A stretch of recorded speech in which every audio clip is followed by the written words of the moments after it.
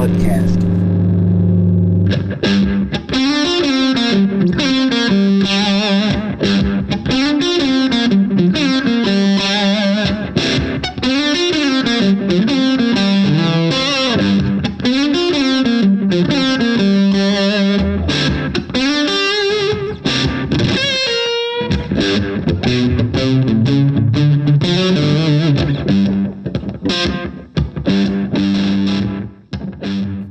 Hey everyone, welcome to the show. We're going to get right into it here. We want to do a little quick shout out first. I'm going to call out Origin of Maine, and that's originmaine.com. I have been loving the Jocko Super Krill. Oh my gosh. It doesn't taste like fish pills at all, and it gets me all the DHA I want, and my doctor has got me on pretty large doses of fish oil because of my cholesterol and elevated blood pressure, and it doesn't bother me a bit. So check out originmaine.com. Of course, EvoSec 10 for your discount, and there you go. Yeah, I'd like to mention our other sponsor, Tenacor. Check them out at tenacor.com. They're making some of the best holsters in the industry right now, and all three of us use their products and love them. Plus, Jeff and his crew have been at every single ECQC that we've hosted in recent years. So those guys train, they get after it themselves. So go check them out at tenacor.com. So how's it going, Aaron? Man, it's going good. A little snotty because I'm hoping I didn't get the Rona from President Trump. Oh, man. Were you hanging out earlier? Yeah. But, hey, so, yeah, I'm doing good. Just glad to see you guys. Glad to do a little intro here to our awesome show with Tom Givens. Yeah, we've been wanting him on for a long time, and I don't know why we delayed it, but we just decided, hey, let's go ahead and ask him, and he was ready to come on. It was awesome. Yeah, and he's it's just awesome to have a master in that skill level come on and spend this time with us. And we won't give you the whole quote, but I guess he tried working at Walmart and it didn't work out, so he went back to training. Yeah, that was a good one. Tom's always got jokes. Oh, yeah. Pretty funny dude for sure. Well, what do you think? Get into this interview? Let's do it. Hey, we'd like to welcome to the show Mr. Tom Givens. How you doing tonight, Tom? Great. How are you? Oh, awesome. So happy to have you here, man. We've been waiting for this for a while, and we're glad that the stars aligned and we were able to do this, man. So all of us here, at EvoSec follow you and know what you do. But just to give our listeners a little bit of background, why don't you give us a couple minutes and just give us some background bio of who you are and what you do? Okay. Well, let's see where to start. I spent a number of years in law enforcement in both patrol and investigations. Got to talk to an awful lot of violent crime victims, got to talk to an awful lot of violent criminals, got to investigate pretty much a metric buttload of violent crime over the years. So that kind of got me started. While I was in that, I went to all what I call the institutional schools. I'm an NRA law enforcement firearms instructor and tactical shooting instructor, been through the FBI police firearms instructor course, a bunch of other institutional schools. I was involved in some form of competitive shooting most of my life. Shot on the rifle team in high school, shot PPC early in police career. Was involved in setting up IPSC back in the early days before it became USPSA. Was original section coordinator for much of the southeastern U.S. Won a couple of state and regional championship titles in that game. Being a slow learner, I was involved in setting up IDPA. My IDPA member number is Alpha 00008. So it gives you an idea. Nice. Involved in that. Spent a couple of years on the board of directors of that. Won a couple of state and regional championships in that. So I've been around the competitive side for many, many years and fairly successful at that. I've written 6 published textbooks, about 150 magazine articles, and chapters for 4 other people's books on topics related to this. Work as an expert witness on firearms and firearms training issues in both state and federal courts all over the U.S. For about 6 years, I was on the masthead of SWAT magazine. My assignment every month was to go to a different school and write them up for the magazine. That was pretty much a dream job for a trainer. I got to go around and steal audit how other people do things and see how their programs worked and whatnot. So that was really instructive. I've probably been to 40 gun schools over the years. And what else? That's kind of a nutshell. Nice. That's a lifetime of work for anyone else, and you're still at it. So yeah, I started teaching part-time as a kind of sideline in 1975. I started teaching full-time in 96. That's 24 years ago. So I'm thinking seriously about making a career out of it. Yeah, when you grow up, right? Yeah, right. I'm just trying to decide what to do. Well, no, we appreciate what you've given to the community and what you continue to give, because it's guys like you that allow us to learn to be better shooters and better defenders. So we really appreciate that. Eric, I think I'll hand it off to you, man. Thanks a lot. Well, hey, Tom, I'm sitting here with a copy of my concealed carry class. One of your, I guess it's your latest book, correct? Yeah. Mm-hmm. One of the comments that I'll lay out, because I'm definitely going to place a link for our audience members to be able to purchase that book in the show notes. But one of the things that I love about this book, and there's plenty of great books out there, and that's something that you talk about quite a bit, is having that defense and defender library. I know you've got a huge library yourself. One of the reasons I like this book a lot is because, yes, you have a lot about techniques, gear, so on and so forth, but you start that book out with why we carry, which you enumerate some amazing statistics, but furthermore, you dig down into statistics that really aren't very well understood. And what it boils down to is there's this kind of common pathology that there's this belief that we have, like somewhere in 1 in a million or whatever statistic you place on it, chances of being in violent crime. But you kind of debunk that in this book, and times that I've heard you lecture on this in the past. Can you kind of hit on that? Yeah. This month's newsletter has a little article pertaining to this. Too. Yep. It's kind of been a pet peeve of mine for decades.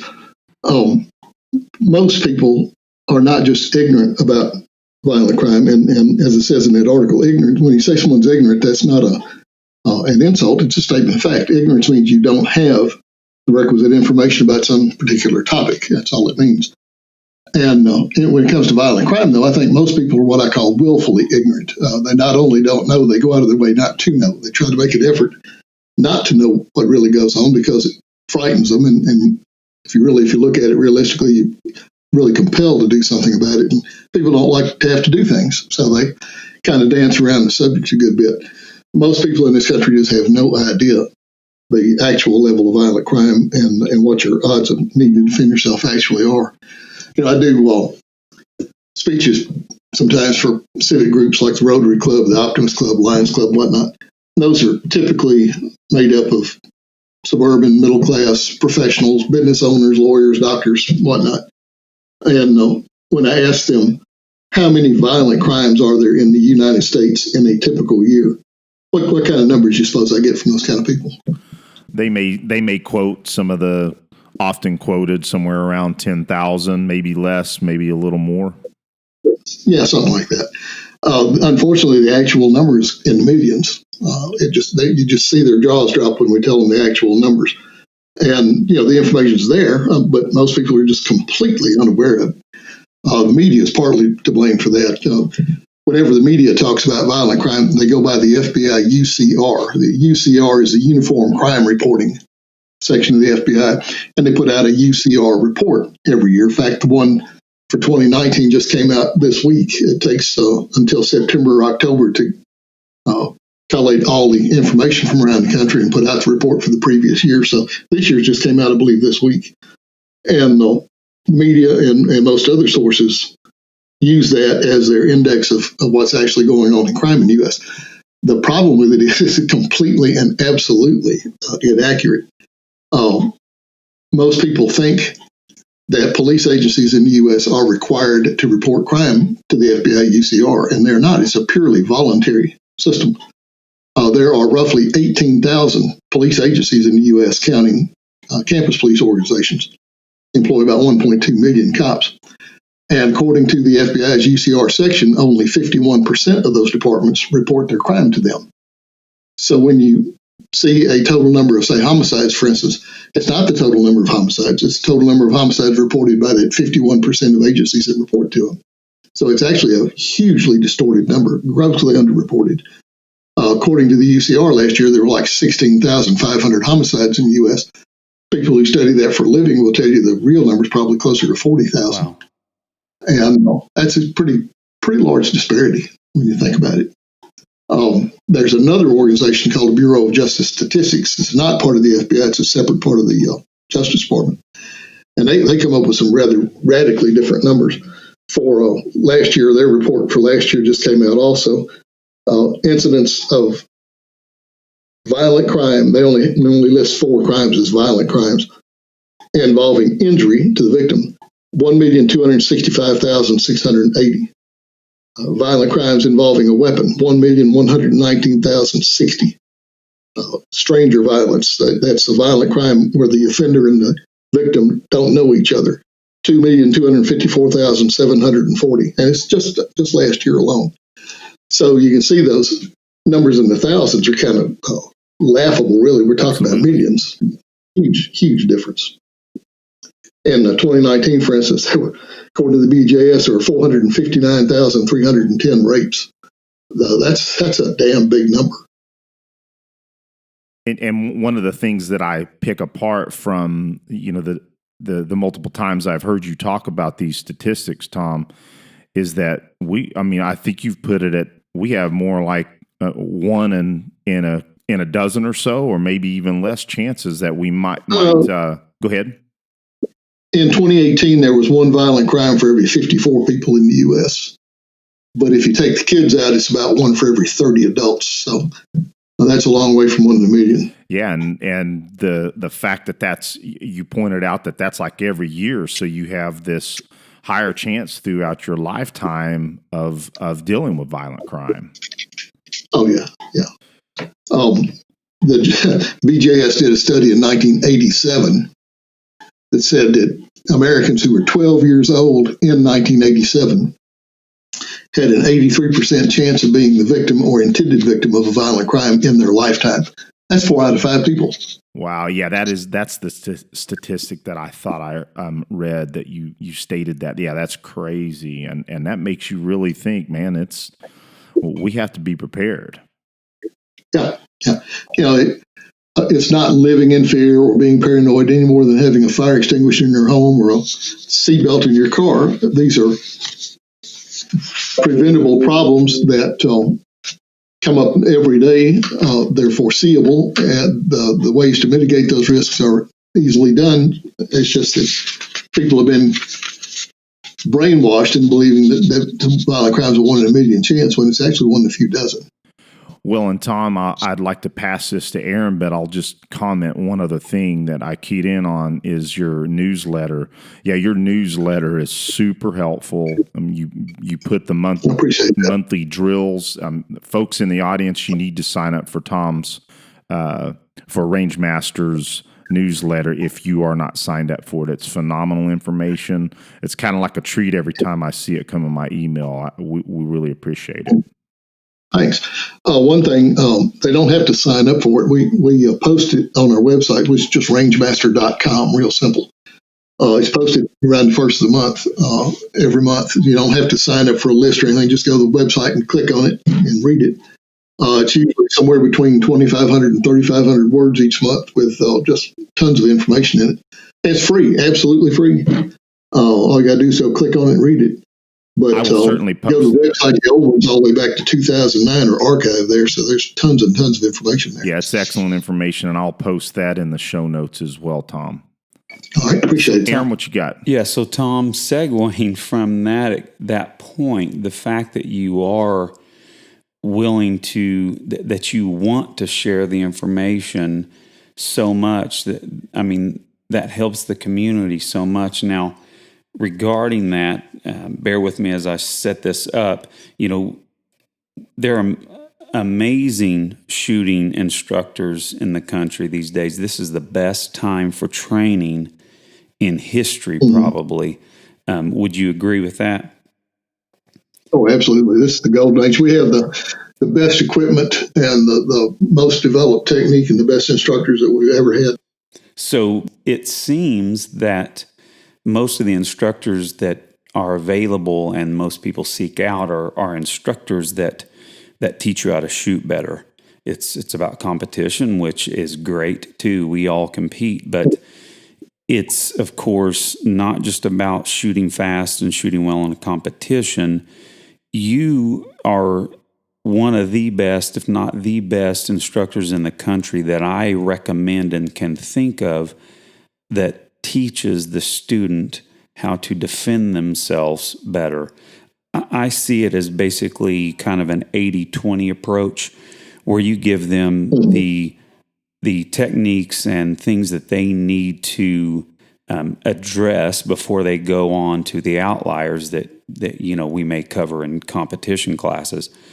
I'm saying all that to say you have your Rangemaster instructor development courses, and so you pass that on to other instructors so they can give out similar quality training. Now, what led you to want to pass that information on and develop other instructors?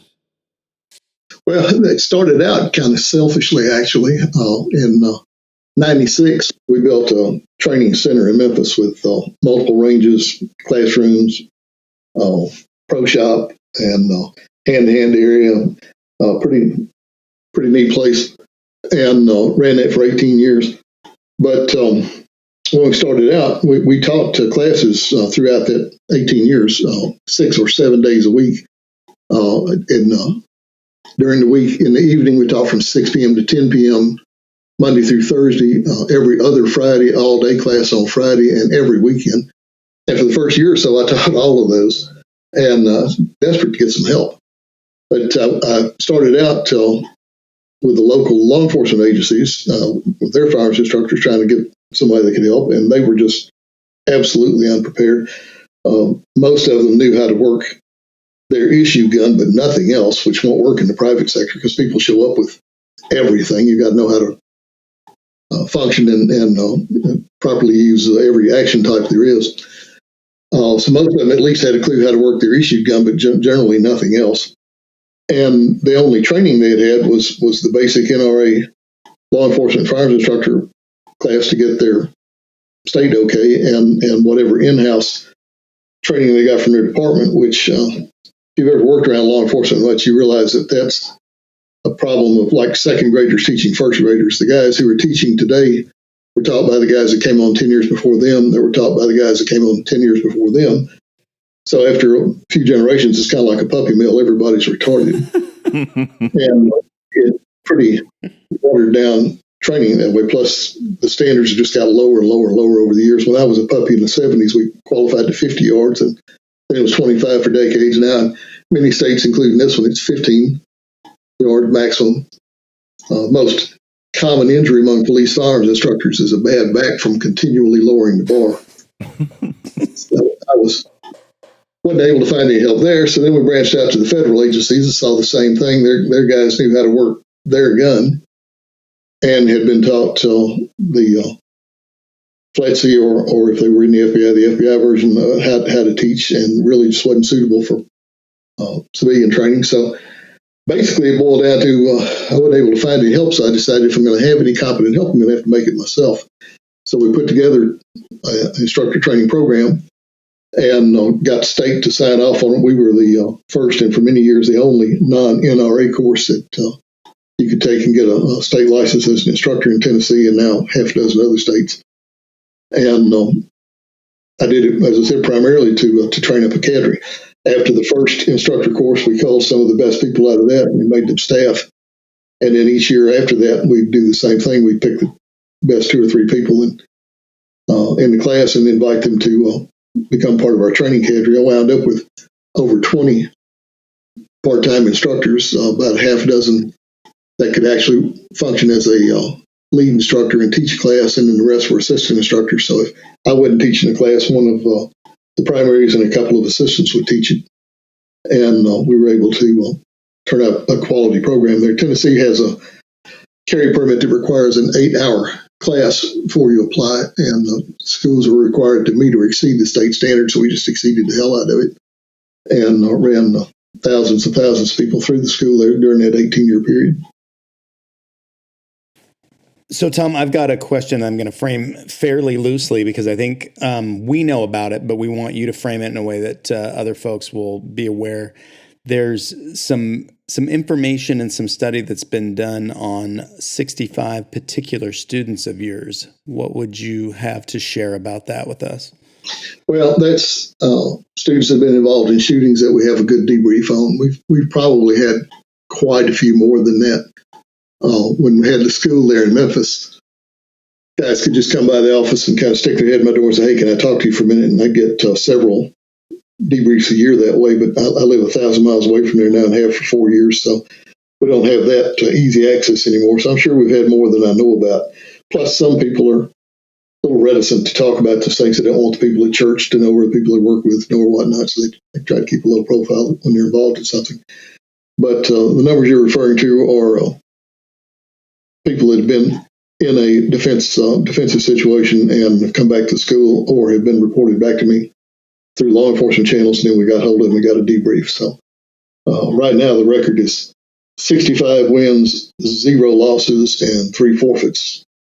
65 wins is pretty straightforward. That's people who won their fight. 3 of them were wounded, but they recovered. The rest were unharmed. 0 losses, but we've had 3 forfeits. So we had 3 students who went through some training with us, got some skill, and then went out without their gun one day, and that was the wrong day to do that. All 3 of them were murdered in separate street robberies, and all 3 were murdered after having complied with the robberies, as far as we can tell. The last one for sure. The last one, eyewitnesses said the guy had handed over his wallet and cell phone, was standing with his hands in the air when the guy shot him in the face and killed him. None of the 65 that won got out of bed that day and said, "I'm going to take my gun today because somebody's going to try to kill me." They took their gun that day because they said, "Somebody might try to harm me. I better carry my gun." The other 3 made a decision that I'm not going somewhere I'm going to need a gun today. I'm not going to bother. They were wrong, and they favored their life. That's a pretty heavy penalty. The way I look at it, if you carry your gun every day religiously, day in and day out for the next 35 years and never have to reach for it, no harm's been done. But if you go out without it one day and you get killed, that's a fair bit of harm. And not just you. A lot of people think pretty selfishly about homicide. If you're murdered, it doesn't just affect you. And how's your family going to cope with that? How's your wife and kids going to support themselves if you're dead, or if you're crippled, disabled for life? How are your kids going to grow up without you? Somebody else is going to raise them. You're not going to be there to see them graduate, get married, have kids. You're not going to get to do any of that stuff. And that's all from making a decision that you can pick and choose what day you're going to need your gun. Well, I just laugh out loud at people that tell me, "I only wear my gun when I'm going somewhere I might need it." So why the hell would you go there? Good point. Yeah, and Tom, don't you? I think I've heard you said it this way, that everybody that doesn't take this seriously says, "Oh, that happened. That happens to the other people or the other person." Yeah. Violent crime only happens to other people, but to everybody else on the planet, who are you? Other people. That's a great way to put it. And if that doesn't wake some people up, that should. Well, Tom, go ahead. I was just going to say, from one of the things that stuck out to me at the Establishing Dominance Paradigm class that I attended with you, Craig Douglas and William April, that you talked a lot about the main thing that you mentioned it a while ago, but the fact that people don't think about being maimed or, crippled, like you said, and I mean, just the overall effect to their lives. When the normal person thinks about gun violence or any other violence, they only think about who gets killed. But sometimes, I think you said the same thing. You said you'd rather be killed than maimed for life. Yeah, I'm less scared to die than I'm losing control over my life. That's a good point, Tom. One thing I'd like to dig deeper into in the 65 wins. You had some outliers in that, right? I mean, everybody's talking about the distances being typical, so on and so forth. And we know we have, these averages, but you had some students take some pretty darn far shots too. Yeah, I wish people would get away from the whole concept of the average gunfight. Averages may be useful in some pursuits, but not in this one at all. The problem with averages is that you've got to have little bitty numbers and great big numbers, and you mash them together. And the answer really doesn't reflect reality at all, unless you're talking about really big numbers or some mathematical problem. When we're talking about individual combat, it really just doesn't have much to do with it. Just to give you an example, if you just randomly pick 2 student-involved shootings of ours, one of them involved 1 shot at 22 yards, one involved 11 shots at 4 yards. If you average those 2, I think it's 6 rounds at 13 yards, which doesn't describe either fight at all. Doesn't even come close to either fight. And that's why I say averages are so useless in our business. What we really should be looking at is the word typical rather than average. A typical fight, when we say this is a typical fight, that means if we look at 100 fights and we see the same thing in 82 of them, then I would say that that thing is typical. It's typically what happens. And that's what I'd rather look for. Averages just don't mean squat. We've had, as you mentioned a second ago, we've had 3 students, private citizen students, who had to engage at 15, 17, and 22 yards. All 3 cases absolutely necessary. All 3 cases perfectly legally justified, no problems whatsoever. And they were all necessary. And that's a long way. So when somebody tells you, a private citizen never be justified shooting out a car length, I got 3 guys that would pretty much argue with you about that. 15, 17, and 22 yards is a good bit further away than a car length. We've had 2 at actual contact distance, one of them accidental and one of them intentional, where the suspect and the defender are actually touching each other. And then the vast majority, over 90% of them, have occurred somewhere between 3 and 7 yards. 3 yards, 3 steps is where we talk to strangers in our culture. And 5 yards is about the length of a car. The typical American sedan is 16 feet long. 5 yards is 15 feet. So you might as well say about a car length. And 7 yards is basically the distance across the largest room in a typical house, a great room, living room in a typical house, about 21 feet across. So if you think about it, those are the areas where we have the vast majority of interpersonal violence. But there's going to be some closer than that. There's going to be some further away than that. And an average really won't tell you anything at all. If you average all that together, it's going to come out to about 10 yards, and that's not where the majority of the stuff happens. The vast majority of it happens about 5 yards. Hey, Tom, I just want to point out, although you've had a lifetime career of teaching people and working with people who may be more prone to put themselves in harm's way, on the average, you're talking, and again, I hate that word too, average. You have had the luxury, I would say, of being able to interview 65 people after the fact who prevailed. That's amazing to me in general. The fact that you personally know 65 people. Not only that, you were able to provide them training or worked with them in a professional capacity. So when people think about like these numbers, like you were talking about the FBI numbers, the crime numbers, the fact that one individual person knows 65 people that were involved in a gunfight, I don't care what your line of work is. That's amazing. Yeah. Well, it happens a lot more often than people realize. Yeah, that's a huge number. So, there have been a number of studies over the years, which none of which came up with the same numbers, but about how many times private citizens use guns to defend themselves in this country. I think the lowest number anybody ever came up with was 2 million times a year. The highest was, I think, about 6 million. Truth's probably somewhere in between there. But that's 5,500 times a day just at 2 million. That's a lot. Yeah. So it's nearly as rare as people think it is. Yeah, no, it's definitely much more common than people would just think of. And like you're saying, you don't get to decide the day you need to have it. That's somebody else will make the decision for you, and they'll typically only inform you at the very last minute. Yeah. I'd like to interject too, Tom. I mentioned this to you at that EDP course. Now, after hearing you, I think it was on American Warrior Society. Shout out to those guys. Great show. Mm-hmm. Listening to these statistics that you gave regarding your students and the odds that it's not today that you're concerned with, it's over your lifetime. Today, it's a low probability that you're going to be in a gunfight, but over your life, like you mentioned earlier, those odds go up significantly.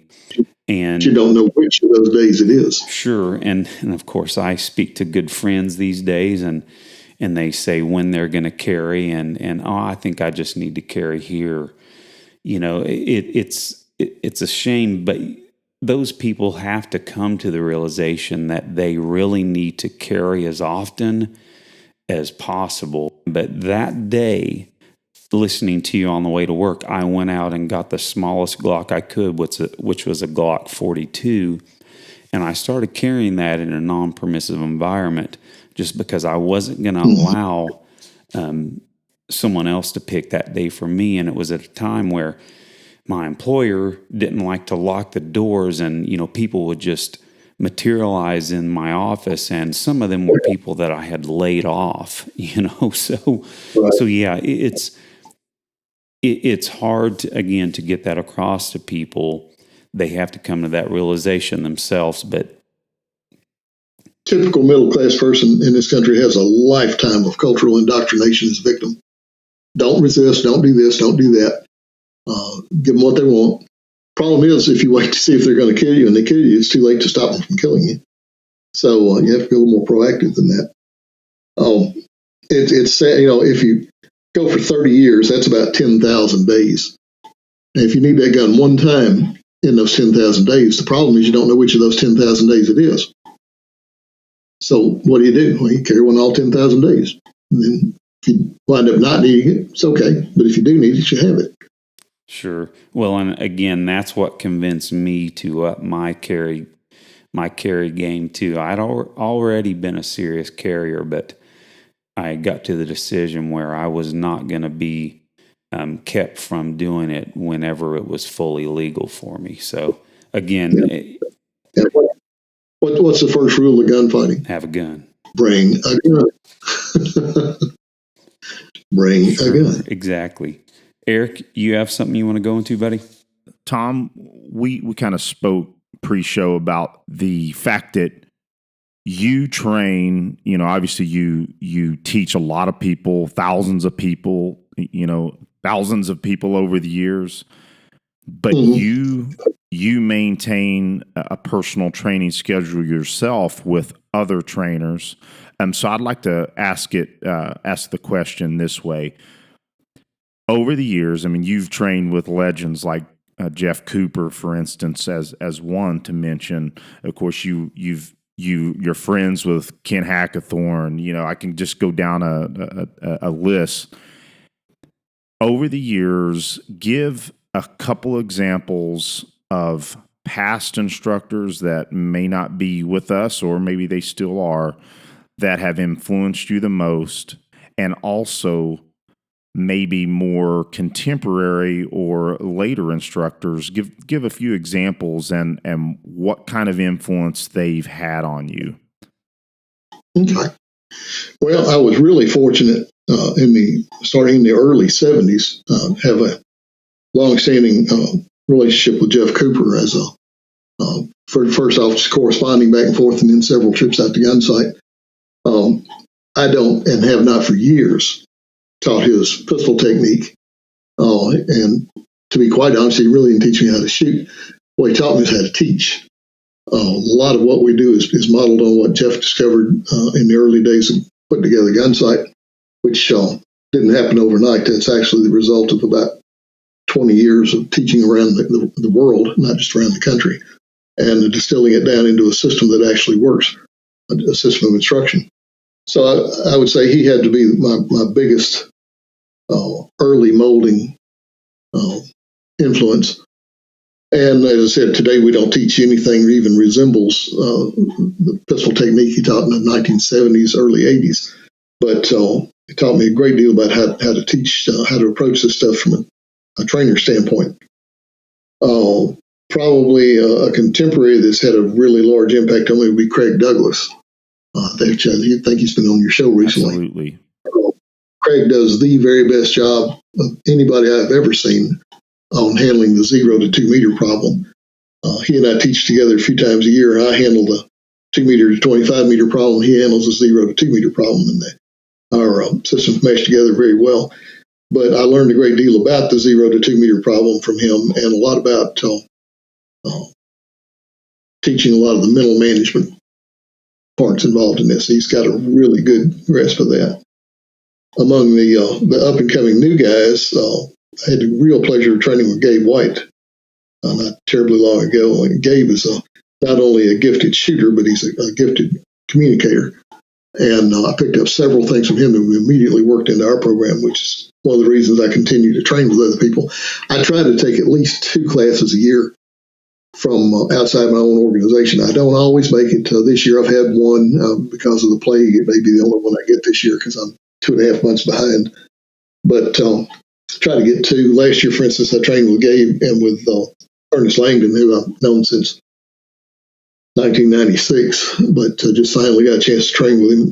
Unfortunately, all of us that teach for a living have essentially the same schedule, so it's really hard. It takes a lot of juggling to get to other people's classes, but I still managed to do that. I actually canceled a class that didn't have anybody in it yet, so I could take Dave Spalding's class early this year, because I've known Dave for decades, but I had not had a chance to train with him, so I freed up a weekend and traveled to Shreveport to see how he does things before he retires, and picked up a few useful tidbits from him.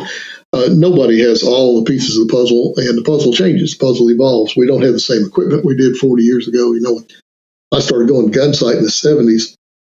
You had 1911 or a revolver, period. Maybe one guy in 1,000 might have a Browning high power, but basically if you had an auto, it was a 1911. Glocks didn't come to this country until 86. Browning imported a few SIG pistols with a Browning name on them in 86. Couldn't give them away because they had the European heel clip magazine release, so they canceled that deal. And SIG put a magazine button like we like on them, called it the American mag release, started selling them in 87. And then the M&Ps, the HEKs and whatnot came along much later than that. So all of the stuff that we use today didn't exist 40 years ago. So equipment changes. We've learned a lot in the last 20 years about how people learn physical skills. Learned a lot about how the brain works. And that has changed dramatically over the last 25, 30 years. The threat has evolved. What we were worried about 40 years ago is not necessarily what we're worried about today. So if you don't get outside your own box and see what's going on, see new equipment being used in class, find out how this guy teaches how to use that particular gun, how that guy over there teaches how to use that particular gun, or an optic, for instance. Right now, if you don't know how to run an optic, you're kind of out of the loop. Whether you carry one or not, you got to know how to teach one, and so forth and so on. So if you don't step out of your own box, before long you stagnate and become irrelevant, get left behind. So I don't want to do that. So I continue to take other classes. You know, when we do the tactical conference each year, I try to sit in on as many blocks as I can, or at least parts of blocks, so I can pick up a little tidbit from this trainer, a little bit from that one. You know, there are going to be 40 trainers presenting blocks at TACON next year in March. So I obviously can't sit on 40 of them, but I'll be in quite a few of them trying to pick up new tidbits and continue to train with as many people as I can, just partially keep my own skills up, get some trigger time shooting somebody else's drills with somebody else watching. And no matter how long you've been doing this stuff, errors creep in over time. Like last year, I trained with Ernest Langdon. He spotted something I was doing wrong. I didn't know I was doing wrong, and cleaned up my shooting a bit. And that's something everybody benefits from, not just new students. Everybody does. I've been shooting for over 50 years. Ernest still caught something that crept into my technique that I needed to get back out. And I think that's important for trainers. Yeah, I really appreciate you mentioning that you train with other people. And of course, the two that you mentioned are very near and dear to us. And, you know, we're young instructors, really. We've been doing it a while. But Eric and I just did a private with Gabe a few weeks ago. And it was wonderful because it took us away from our routine program, put us through a little bit different stuff. And, for Gabe, he's a great instructor, but man, I got to say, acquisition of the pistol from cover and focusing on using the trigger before you put bullets in the gun are the two things I really appreciated that he brings to the table. He does a hell of a job.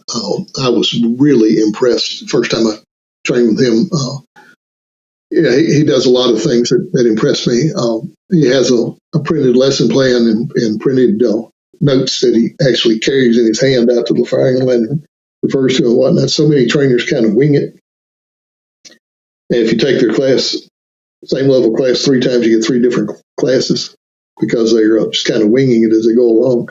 That's no way to teach. One of the things I used to do when we had our training facility was I brought in outside trainers several times a year. And one of the first things I would always ask them is, you mind if I see your lesson plan?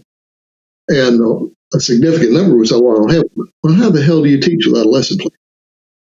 That's a big clue right there.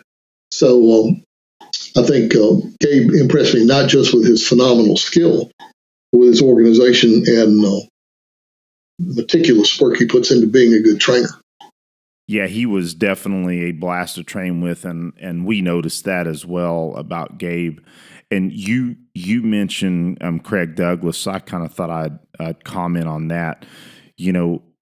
Craig has been influencing a lot of people, and I think just now is he really kind of getting this mainstream following, so to speak, if I can even say that, because he's not in law enforcement anymore, so he feels he can get out there a little bit more. But one of the things I've taken ECQC 7 times, and I've taken EWO once, and one of the amazing things that I noticed, Craig was awesome the first time, but Craig has this amazing capability to continue to improve upon his brilliant teaching. And absolutely. And yes, I would say one of my other instructors, Mike Brown. I don't know if you know Mike Brown or not. I know Mike well. And Mike said something I keyed in on what you said, is that Mike states that he learned how to teach from Craig. And I think we're all lucky to have Craig in our lives, and I definitely count him as a friend. The one phrase I hear more often than any other right after somebody takes ECQC the first time is life-changing. Absolutely. And for many, many people, it is just, in fact, that life-changing. It opens up their eyes to a whole new world, and they see things differently from that point on. That's very few classes that one takes that you can actually say change your life, not just make you better, more skillful, more informed, but change your life. And that's the one thing I hear about ECQC more than anything else. I can echo that, Tom. Eric, of course, having hosted him multiple times and went to his class multiple times, he finally talked me into it. And Craig remembers this really well, too, is that right before that first Evo, when they put that helmet on me, I was so scared that I was about ready to go home and quit. And then once they put that helmet on my... You're not the first one to do that. Sure. But then once I got it on, I, for some reason, felt like I want to do this now. I want to conquer this. And so now it did change my life. And now I've taken it 3 times now too, and I'll keep taking it. But yeah, we can give Craig a lot of love and turn into fanboys on here. But yes, he's great. Yeah, I was one of the very first people to host him for an open enrollment class when he branched out from his law enforcement only training that he'd been doing for several years. I think I was like maybe the 3rd private sector trainer to host him, and immediately saw what an outstanding, brilliant instructor he is, and we've been very close and teach together a lot ever since. Well, and Brian is an alum now as well, and I'm sure that all of us, at least in the EvoSec crew, and we'll continue to take his classes as long as he's still teaching. So awesome. Well, Tom, I think a lot of listeners, along with ourselves, would like to know what your own practice routine is like these days. Okay. First thing, if you want to shoot a lot less, become a full-time trainer. You'll hear that from a lot of people other than me. I spend most of my time going to and from class or teaching class, so I don't get to practice nearly as much as I'd like. Next week, I leave on a 3-week marathon where I go to Tennessee and then South Carolina and then Georgia and then back home. So it's not going to be any opportunity for practice during that. So, and months like that, when I demo in class is really the only practice I get, which is, it's not really practice, but when you demo in front of a class, you at least got some performance pressure, and it's the few rounds I get to fire that way, say 50 or 100 in a weekend is better than nothing, I guess. When I'm not on the road like that, I try to get to the range once a week. That doesn't always happen, and obviously with a 3-week trip coming up, I'm not going to make it any of those 3. But when I'm home for more than a few days, I try to go once a week. I don't think firing a whole lot of rounds at one time is really productive. You can only concentrate for so long. And of course, right now, people didn't heed my advice to buy a whole lot of ammo when it was cheap. And right now, it's expensive and hard to come by. So we don't want to waste any. So my typical practice session is 200 rounds in about an hour and a half or so at most. There's a outdoor range available to me, but it's about 45 minutes both ways from the house, so I don't get to go there very often. But there's a indoor range 5 minutes away that is adequate for most things, so I wind up going there a good bit. Since I've only got a couple hours when I have a practice session, and I try to hold it to about 200 rounds, I'm pretty specific about what I do. I never, ever just go shoot. I think that's a total waste of ammunition, not to mention time, which is, now that I'm 68, time's more important to me than ammo. I try to structure it very well. The very first thing I do every single session without exception, the very first thing I do is shoot a scored drill cold. I want to see exactly where I am on that day, and kind of a cold skill check. That drill could be different things. It might be the 5-yard roundup. It might be 10 rounds at 10 yards in 10 seconds, what Hackathon calls the test. It might be various other things like that. But it's always something that covers several skills and has time limits and a scoring requirement. If I step up and shoot the 5-yard roundup, for instance, if I do that, possible score is 100. If I shoot 96, 97, 98 on that, I'm pretty happy with that for a cold performance. But one of the things that does is if I don't do one of the tasks in that well, there are 4 separate tasks in those 10 rounds involved in the 5-yard roundup. If I don't do particularly well, if, for instance, the points I dropped were on one of those 4 tasks, then I'll focus on that one task for the next 50, 60 rounds and get that worked out. Just almost everything I shoot is going to be on some form of scored drill. I'll typically shoot dot torture or a couple of rounds of 5-yard roundup, do a little bit of work on reloads on a silhouette target, and then maybe shoot a 30, 40 round scored course to finish up the day. It might be a bullseye course. It might be a scored silhouette type course, but it'll be something with a score. If I am not staying in the 96, 97 or above % range on all of those things, I'm not at all happy. So I like I said, I actually go and work. I don't just go and shoot. I shoot a scored cold drill, see what I need to work on that, and then shoot a course that would include that skill, see if I actually fixed it. And then it's time. Then the 200 rounds are gone. It's time to go home. But I think that's far more productive than firing 500 rounds, just kind of plinking around with your gun. That's pretty much total waste of time and ammo. So every round I fire will be critiqued. It'll be timed and scored, and it'll have some purpose to it. So I actually get some value out of that 200 rounds. Sure. Now, Tom, two other questions. Do you keep a journal to see your progress and see how you're doing? And in between, do you get much dry fire in? I don't actually keep a journal, but what I will do periodically when I shoot one of those scored courses, particularly on bullseye type targets, I'll write the date, the score, and maybe a little note on it, and take a picture of it with my phone and file it away. Yeah. And That gives me something to refer back to. If I shoot, say, the advanced bullseye course, and I didn't like how I did on a stage or two, and I work on it, and I go back the next month and shoot that again, I can go back and get the picture of the one I shot 30 days ago and see exactly how much I improved or not. So I do little things like that. Dry fire is really, really, really important, especially for developing shooters. But to be really honest with you, between travel and administrative work when I'm home trying to fill butts and seats so I can travel and teach another full class, I really don't have a lot of time to devote to dry work. I should do more of it than I do. That's obviously that's one way to get around the current ammunition shortage. One trainer friend of mine doesn't call it dry practice; he calls it free practice. That's good. And incentivize it because it's no cost; it's free. And it's I'll go do it then. And that actually makes some sense. You kind of work around the way people's minds work. And that's one way he entices them to actually practice. So I think dry practice is really critical for, as I said, for a developing shooter. Some of the things that you can work on dry, like your concealed presentation, for instance, there's no need to go to the range to work on that. But that's a critical skill. And you should be working on that at home until you really got it down.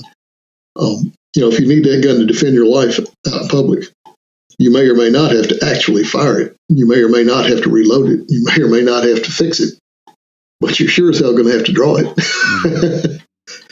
So since every defensive use of it's going to start with a concealed presentation, that's something that most people don't work on nearly enough.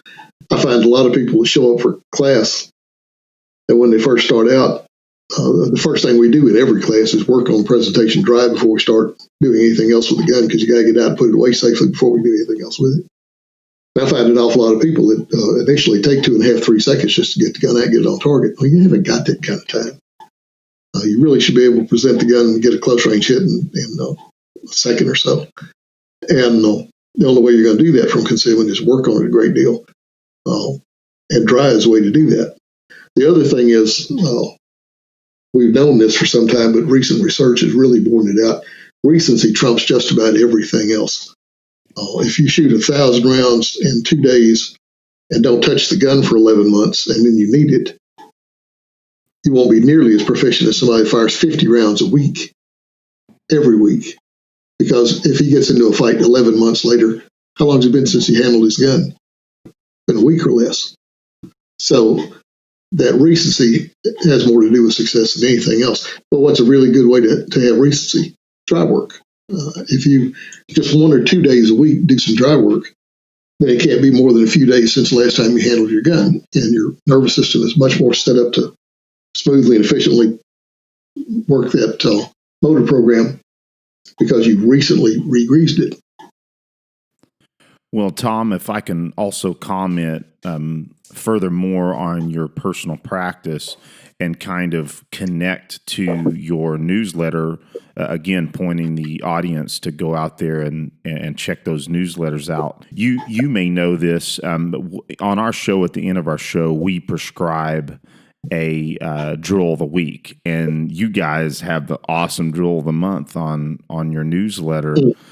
And if folks go there for anything, that's going to be one of the best things they can get from your newsletter is you put awesome drills on there and provide one of the last times you shot one of those drills and provide that information. It's awesome.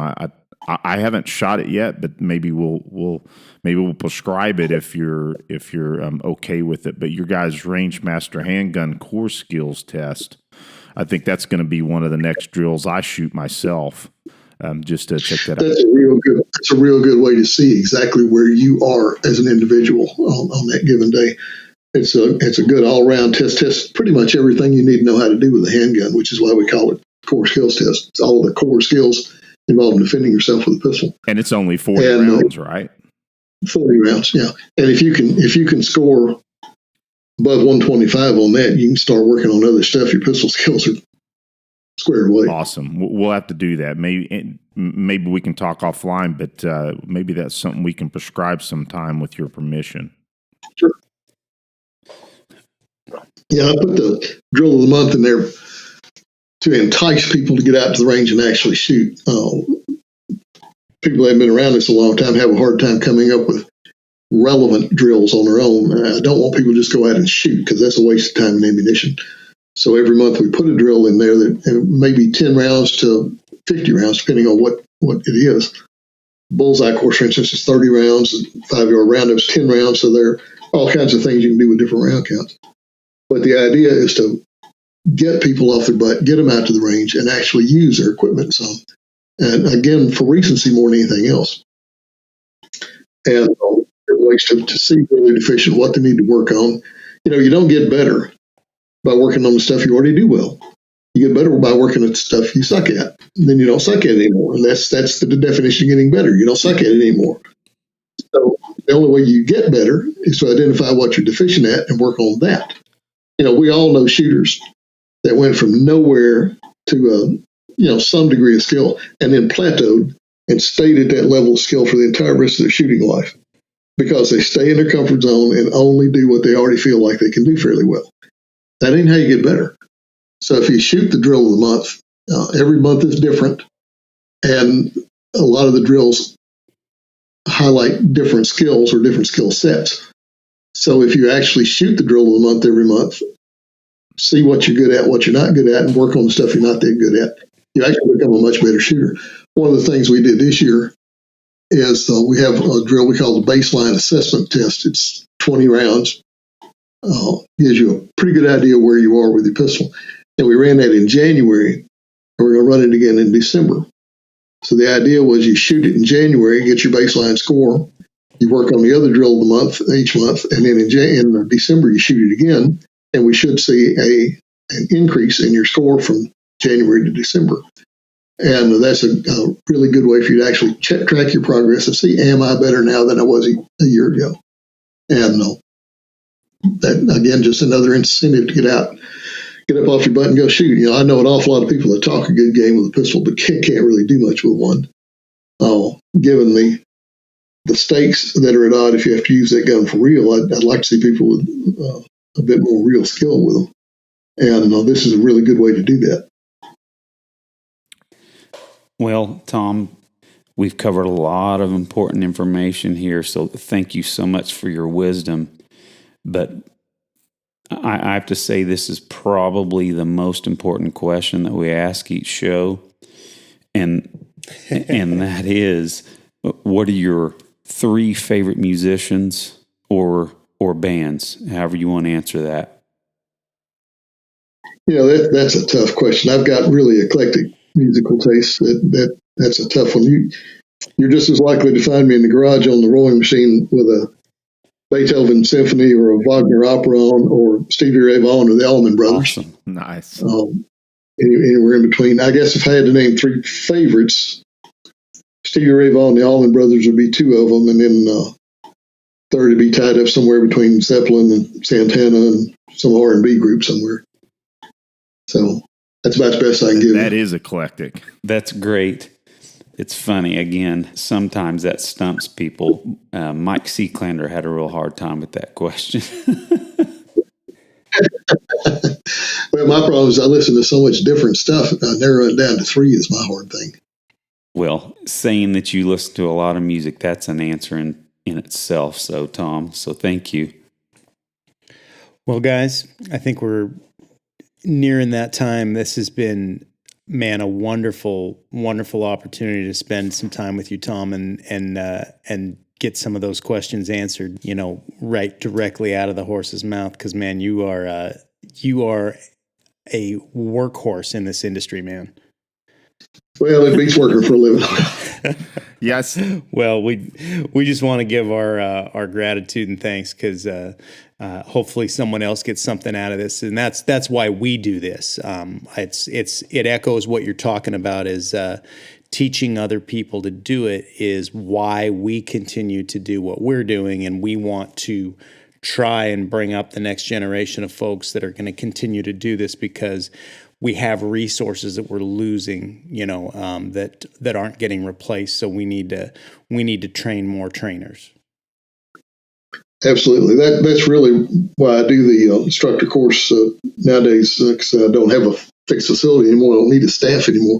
The idea is to pass the information that took 50 years to get together on to the next generation. I'm 68. I'm not going to be doing this forever.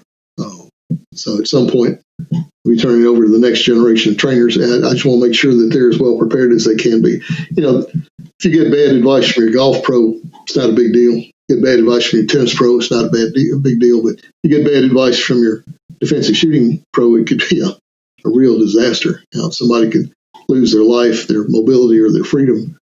And so we take this really seriously. As I said, 3 or 4 times a year, somebody comes up and gives me a big teary hug and says, "Dude, you saved my life." And that's what we do this for. Nice. If you're any good at this at all, it's not a job. It's more like a calling. No, that is very cool.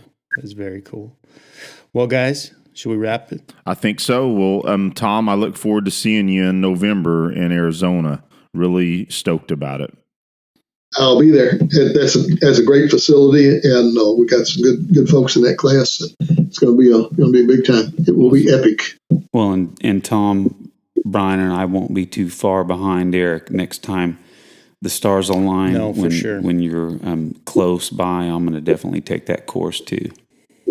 Good deal. I look forward to it. Right on. Well, have a great night, man. Thanks for coming out. Yes. All right, glad to be here.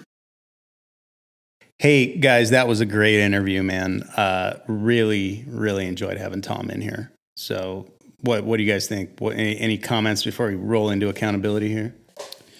Well, again, I just, Tom was on my bucket list to have on the show, and I actually think he was the last person on my bucket list to have on. So, man, it's just gonna rock from here on out with other awesome We need a new guests. list. Yeah, we do need a new list, I suppose. And frankly, the fact that I'm about to go take the Rangemaster instructor course, man, I'm really pumped. And he kind of, I felt a little more encouraged. Maybe he was just being nice. I don't know, but we'll see. I have a little trepidation leading up to that class, but I know it's going to be really good for me. And again, we want to stay accountable to what we espouse. So I'm looking forward to it. Well, and you're going to be doing it with a great teacher, and I hope that bled through in the conversation we had there. I don't think it's by any mistake that he's been teaching as long as he has and doing what he does. It's because he's very good at it and he's in demand. And hopefully we get to take a bunch more courses from him, in the time that he's still doing it. Yeah, all 3 of us got to do the trifecta. All 3 of us get through all the way up through the advanced instructor course. So that's the goal. Heck yes. Well, hey, Eric, real quick before we jump into accountability, one of our favorite parts of the show. Before we do that, hey, Eric, I just want to warn you real quick. One of my instructors here in town took Tom's class, and I just wanted to warn you: do not bring a Serpa holster. I know you love to run yours, but he will send your butt home. No refund. Man, it happened. It happened. Well, I guess I better switch that out for my Tenacor Velo, I suppose. Okay, I think you're good to go. Okay, so I'll jump into my accountability, get it rolling here. So for jiu-jitsu, I got 2 technique classes in that went well, and I'm really keying in on a lot of details that due to COVID, I'm glad I'm in now, but it slowed me down in my progress. But in addition to those 2 classes, I went and had a private today with one of our instructors, Ashton. Man, he gave me a lot of great details. Awesome, man. Yeah. And he gave me a lot of great details that, you just can't get in a large class. I'm giving me some details to key in on my side control and a few pointers here and there about some grips and positioning that were real subtle that just made a real difference. So I was real stoked. Hey, Ashton, if you're listening, buddy, thanks for the great lesson. And also on that, guys, you guys that are more experienced, it is awesome working with someone that is really experienced at jiu-jitsu. It actually makes it easier on you. So again, thankful for that. Now for dry fire, this is one area where I have to confess, I tend to, and I need to get over this, I tend to be able to only focus on one thing intently, and it was my shooting to get through that NRA instructor class, and I was focusing on shooting. But now that I'm back to focusing on jiu-jitsu, my dry fire and shooting has kind of dropped a little bit. So I only dry fired 3 times this week, but I did get in yesterday. I went through the Ben Stoker book and ran through his drill that is just drawing. So drawing no shots or no trigger pull, just drawing. And I kept that at a par time of 1.5. I was probably getting at about 1.4. Of course, that's unconcealed for IDPA stuff. But yeah, that was a good session yesterday. Now for my shooting, this weekend I went out to do the drill of the week and took my youngest son, and he really wanted to shoot my 17, which was awesome. And I loaded up a few magazines for him, and he just had a blast at it. I was proud of how well he was handling that pistol. And so I just have to say I kept it to about 50 rounds because of, the fact that ammo is like gold these days. But so I ran about 25 rounds where I was just pulling that trigger and keeping my eye only on the front sight. A good drill before you start trying to key in on some distance and grouping. So then I dry fired the drill, which, to remind you guys, that was the 25-yard portion of the FBI qual, where it's 4 shots standing and then 4 shots kneeling, and you've got a 20-second par time on that. So I did that 3 times, and my first one out of the box, I shot it clean, and I was pretty stoked about that because I hadn't shot it clean yet. But then I shot it another time, had a tighter group, had one just right outside of that bottle by about an inch. But then I shot it again, even a tighter group, but then one crazy flyer. But hey, I'm pretty pleased with that performance. Long range has not been my forte, so this is a good drill to key that in, guys. So thanks for bringing it up. And that's all I have for this week. Nice. Great work, man. I really enjoy you talking about the jits because that is something that I'm running out of excuses for not getting back into. We're still having some issues with gym closures here, but there are some opportunities that I'm going to be taking advantage of here soon.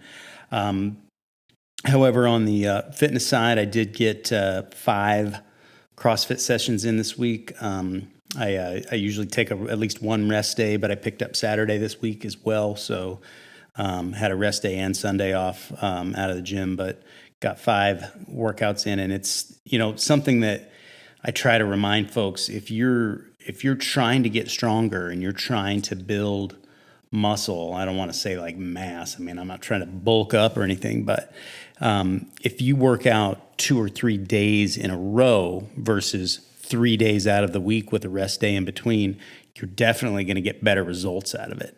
And you'll feel better. You'll actually be less sore if you work out multiple, like 2 in a row or 3 in a row, than if you work out single days. So I forced myself in there and I got 3 in a row, rest day, 2 in a row, which ideally is what I would do all the time if I have time. But so I got my ideal weekend this week anyway. And then shooting, I did shoot the drill, and I'll admit I shot it live with Eric here just less than an hour ago. It was very cool. No fair. Yep, that's right. I got to hang out with half of the tactical twin set. And apparently, my brain doesn't believe that this drill can be done in over 15 seconds. Same here. Because although I pushed myself way too hard the first time, dropped a couple out. Second time, I still dropped 2 on the second one. And I did shoot the third one clean, but I did it in 1367, and I'm actually not happy about that. I mean, it was awesome that I shot it clean. That's great. And I had one flyer that counted, but I had a nice group of 7. But I should have done that in about 18 seconds. Yeah. And Rhett's really got a lot to do with, getting those shots cleaned up. And the first 2 runs, I think one was 1077 and the other was 12 something. And that is why those misses are occurring, is I just need to force myself to slow down.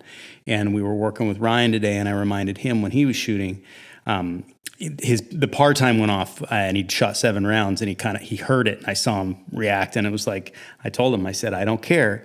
I would much rather you take your time and get those shots than worry about beating the par time.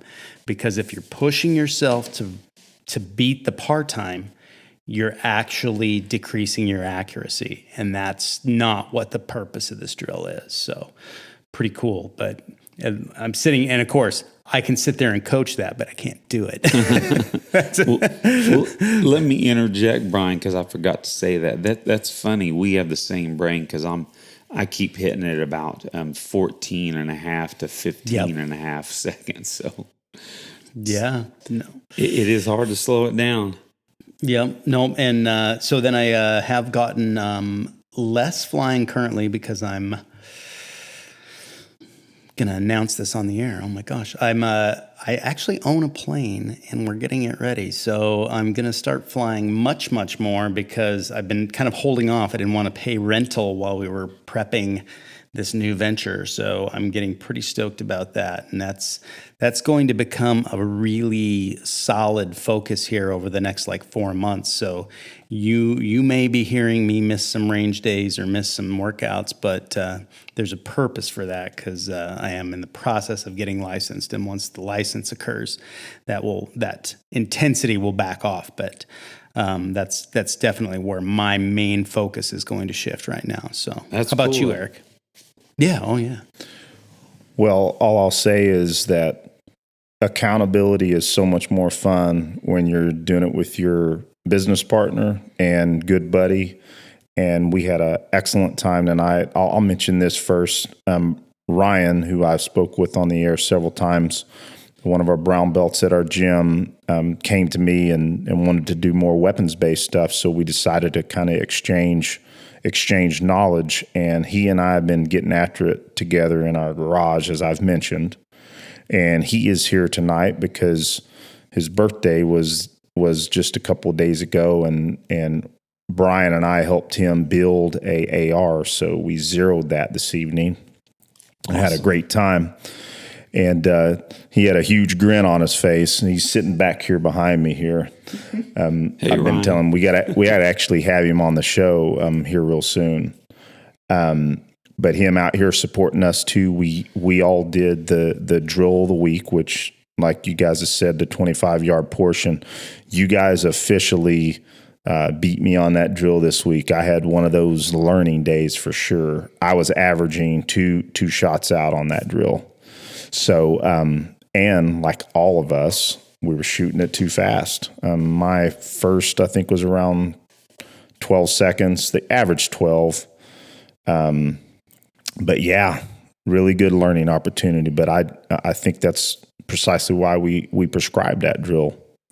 So as far as my workouts this week, I only had 2 early morning workouts. And it was all lifting. I didn't do any cardiovascular. I just decided I was going to focus on my squats, my press, my dips, and just try to get stronger again with the back healing. So as far as jiu-jitsu goes, unfortunately, I had work come up, and one of our days we normally have set, so I only got one.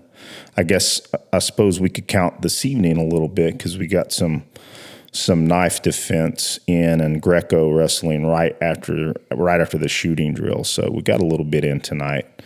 But anyway, that definitely is pretty much all of my accountability right now. But what do you guys think as far as sticking around with more of the FBI drills? Oh, I'd love it, because, pardon me, audience, I've got my COVID voice going here. No, I do not have COVID, just to clear that up.